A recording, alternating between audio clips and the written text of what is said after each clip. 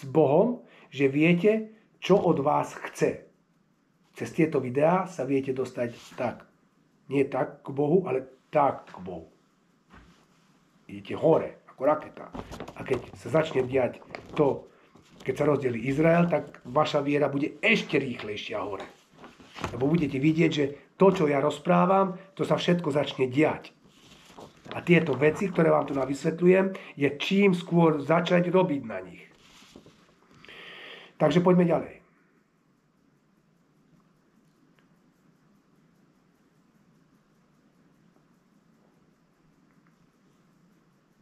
Takže to potrvá niekoľko mesiacov, niekoľko rokov, alebo aj viac rokov, kým sa dostanete na úroveň, aby ste pochopili, aby ste začali chápať, že čo chce od vás Boh.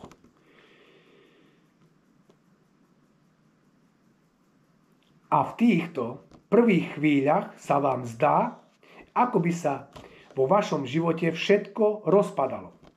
Prestanete mať robotu tu, nevyplatia vás tam, deti vás nervozňujú, žena chce odísť od vás, alebo odíde od vás, ochoriete, chorí ste 3 mesiace, kríže vás bolia, zlomíte si nohu, zlomíte si ruku, čo ja viem, takéto veci. Chápete? Ťažkosti extrémne, aby vás očistil od toho bahna.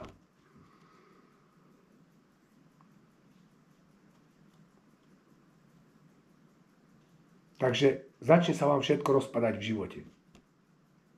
Ale nevzdávajte sa, lebo to je začiatok a keď vás očistí, tak vás začne čistiť menej. A jednoducho nebudú až také extrémne ťažkosti. A aj to na vás záleží, ako si ich nastavíte. Ako sme čítali v predošlom.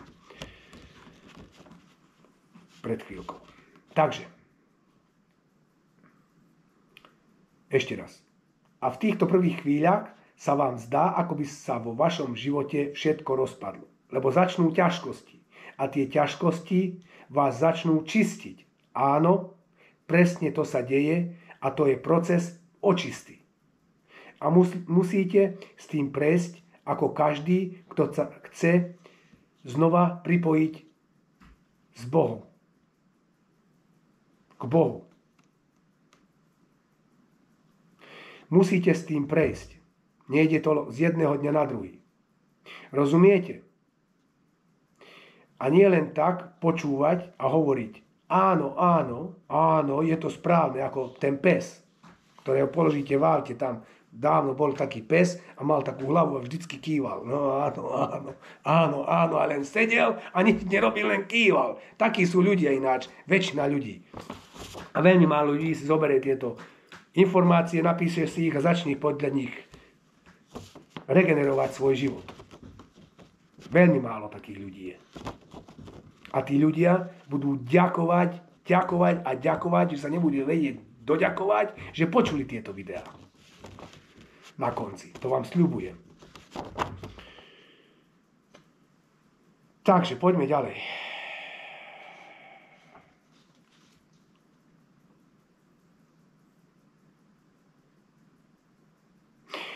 Je to správne, potrebujete.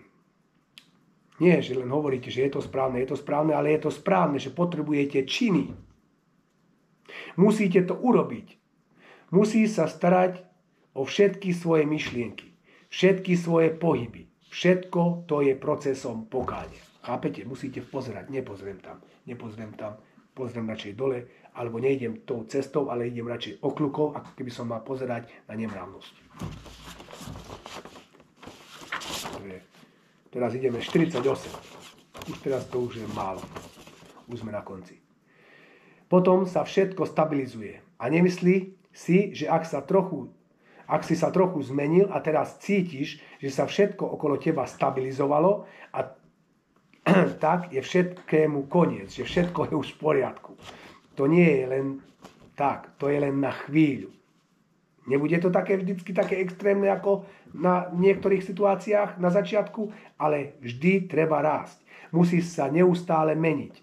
Takže musíš uzavrieť neporiadok s Bohom, ktorý máš teraz a začať sa meniť. A tá zmena sa potom trošku stabilizuje a potom znovu ide sa ďalej a ide sa ďalej. A vždy sa meniť.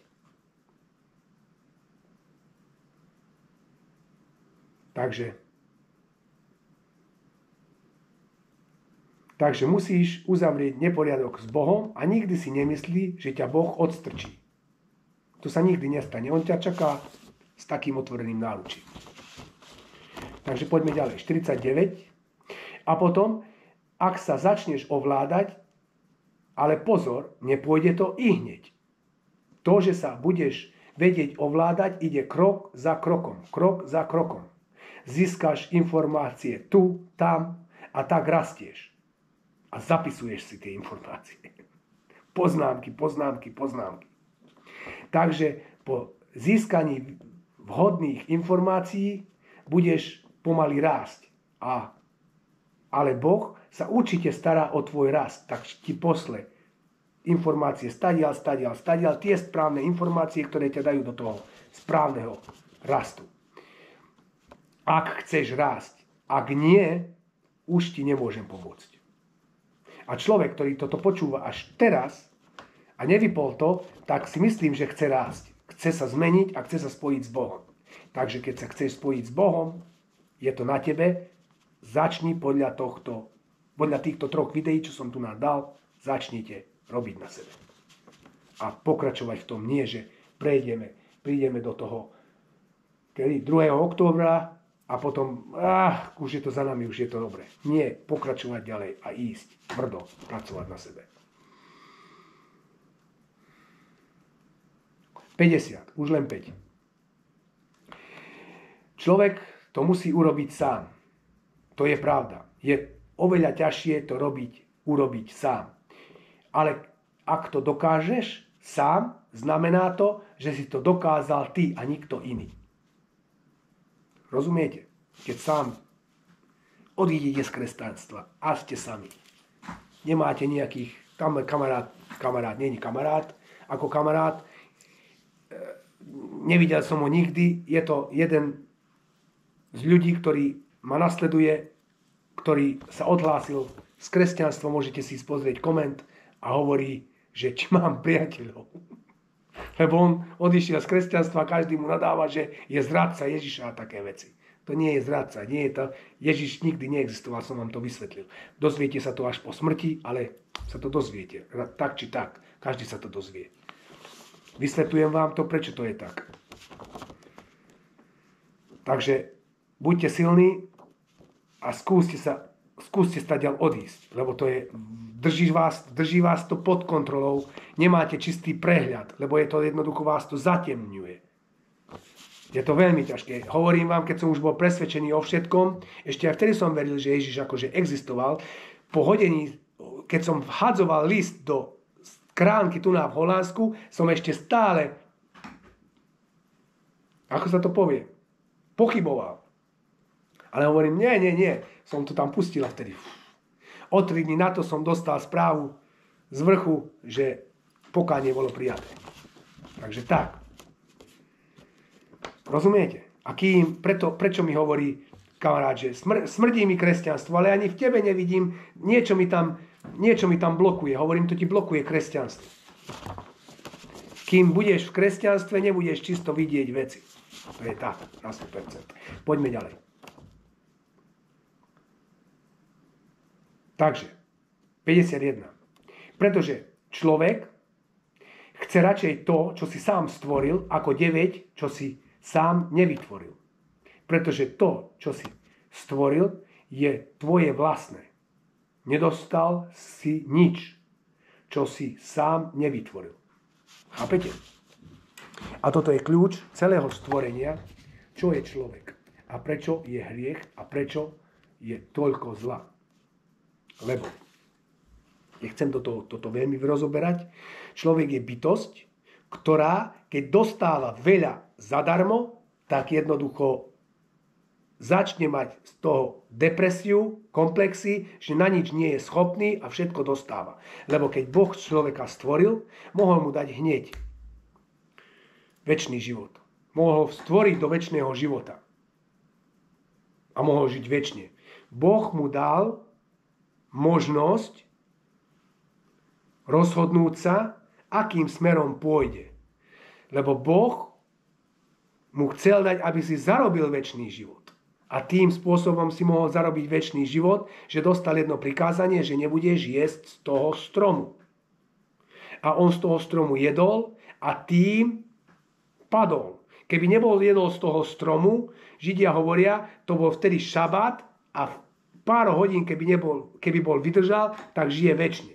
Ale dal sa prekabátiť hadom a padol a jedol a teraz má ešte väčší problém a to už vysvetlím ďalej po videách.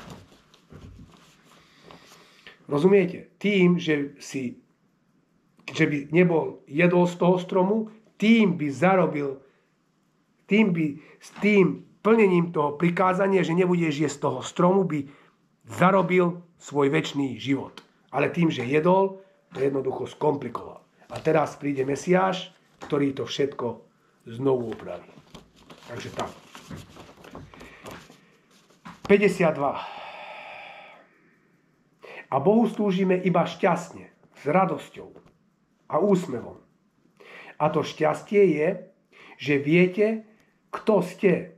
Viete, čo robíte a viete, kam idete.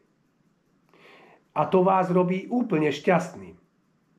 Viem, kto som, viem, pre koho robím, viem, ku komu sa pripájam a viem, čo ma čaká po smrti, alebo pred smrťou, alebo po príchode Mesiáša. Rozumiete? A to ma robí jednoducho šťastným. Aj keď zomriem, viem, čo beriem so sebou.